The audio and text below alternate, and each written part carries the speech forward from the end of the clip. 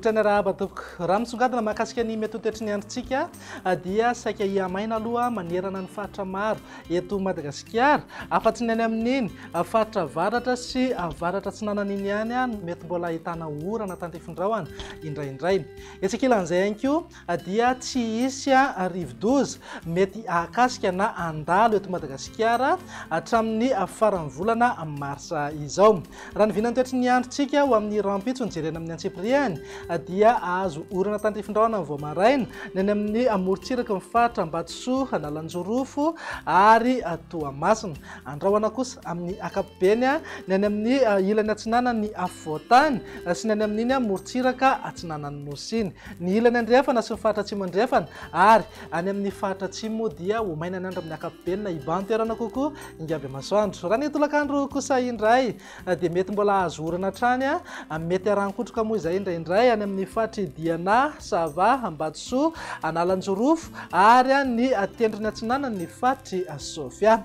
Andrahona mety hisy any enerjika isina orana tantefindrahona eny antsefatsefany eny ho an'ny ilany andrefa ny faritra Sofia sy ny faritra loatra mangoro ary ny faritra atsinanana. Ny faritra hafa kosa dia ho maina ny andro amin'ny akapobeny na andrahona vitsy.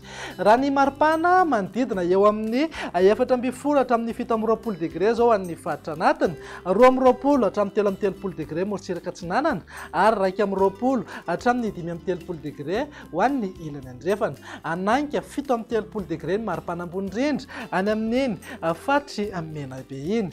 Amin'ny vinany toetry ny andro amin'ny sabotsy kosa indray ary dia mety azo orana tantefindrahona ny any amin'iny morontsiraka atsinanan'ny Madagasikara iny torak'izay ihany koa manodidina ny Samborano ary ny morontsiraka ny faritra Melaky. Ny faritra hafa moa dia ho maina ny andro amin'ny akapobeny na dia somary ho sembanandrahona ihany aza ny voamaraina ho an'ny ilany atsinanany afovoantany.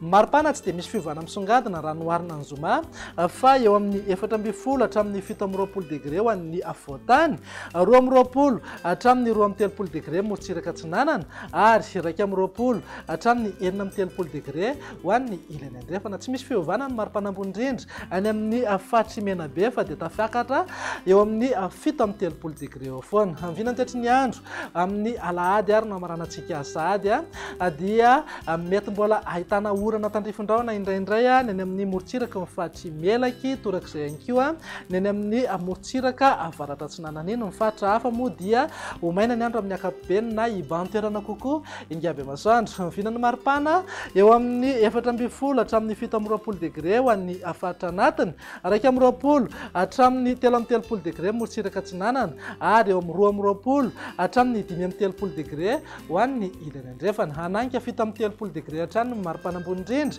any amin'ny faritra Menabe. Izay ny mahakasika ny mety ho toetry ny andro fa tsy aivana kely fa tamin'ny 13 martsa teo no andro maneran-tany ho an'ny toetry ny andro. Ny lohahevitra tamin'ity taona ity dia ny hoe andao hiaraka anarina ny lesoko amin'ny fampitandremana mialoha. Ho fanokafana amin'ny fomba ofisialy ny andro maneran-tany ho an'ny toetry ny andro izay ary dia hisy ny fanokanana ny fitoeram-piasana misahana ny vinavinany toetry ny andro izay atao ety amin'ny pasapito amin'ny voalohan'ny volana aprily ho avy izao. Mametraka ny veloma mandrapitafa ho amin'ny manaraka indray raha tompoko lasy tompoko vavy.